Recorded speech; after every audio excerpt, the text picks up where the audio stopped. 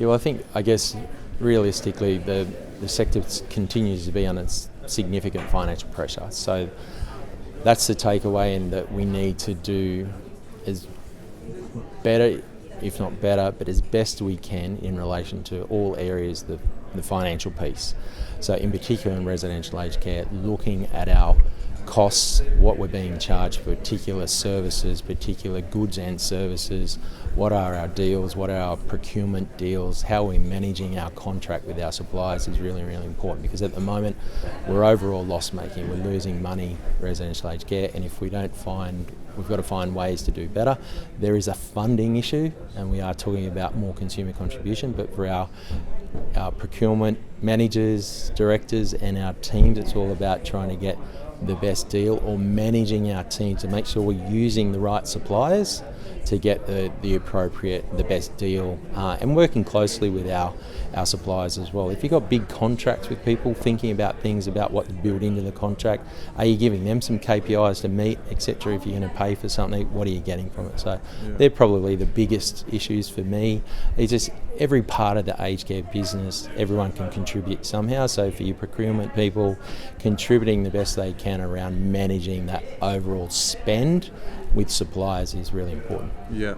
If you could, because we've covered a lot of ground there, where would you suggest that these teams really start and zero in first? So I think understanding truly what it is costing them, and that might, we've got our financial data, we look at things at how much it costs to deliver a particular thing, so it might be food and consumables on a $1 per resident per day basis, making sure we understand what is our overall cost structure, what is it costing us. If we take catering, we take cleaning, laundry, if we look at our overall administration costs, particular contracts we might have with people who deliver things administrative, that we're actually focused in and we understand what the deal is and what we're actually paying for, and what we're locked into and what it's truly costing us on a per person basis in the home. I think it's really important. They're the areas that you can really focus, and it's a sector where there's a lot of suppliers out there. I'm a supplier to the sector.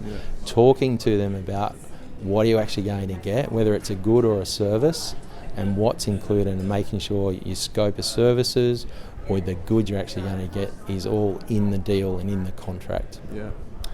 Stuart, the information you presented, the last 5 years, you see that 2018, we're just over, what was it, $1,300? Yes. So profit now. Regional areas suffering down as low as 8,000. Do you put it down to just inflation over that time? Is it? Well, it's really down to the funding model. Yeah. So the funding model has not kept pace with the rising costs, in particular labour cost area, but in particular, so we can look at the funding increase over time versus the labour cost increase over time. Those things are around the wrong way. But if we look at CPI as perfect, like the daily fee goes up in line with the pension, but your cost structure, your CPI and all goods and services is been rising at a greater rate. Obviously we've had COVID and things, but we've been really high indexation times at a cost side of things, and the revenue just hasn't kept pace, whether that's the government funded tax-paying revenue or whether that's the contribution from a consumer, just hasn't kept pace with our rising costs. And it's pretty much, that's breaking it down in fairly simple terms there, but that's what's been happening. So that's why we've been talking about for a long time and working with government so they actually understand the true cost of delivering services. Now, importantly, which is good, and I didn't mention earlier, but there's a new independent hospital and aged care pricing authority who's going to make recommendations around the cost of care and those sorts of things. So there are initiatives in place, but that's truly what's been happening. Yeah. And lastly, thank you for presenting for PASA. Last year we probably had a reduced crowd coming out of Omicron and things like that. What's it been like for yourself to present today, Stuart? We've had 300 over the 2 days. I think there's roughly about 100 in the audience today. Yeah, it's really good, and it's good to be presenting and seeing people returning to conferences like this. They're really important. Look, we're seeing people want to be back face to face. They're seeing things. They want to be out talking with their peers. So some of the great things about today, yes, I've spoken for 40 minutes or something about the financial areas of the sector, and that'll be good, and there's a lot of good presentations, but just getting those key managers and people in a room together, so in the coffee and tea breaks and the lunch and all that, they can talk and learn from each other as well. So it's a really good thing, and it's great. It's good to be presenting and to be back with everyone in the sector. Right, and any words to offer the PASA team and keep you in the job?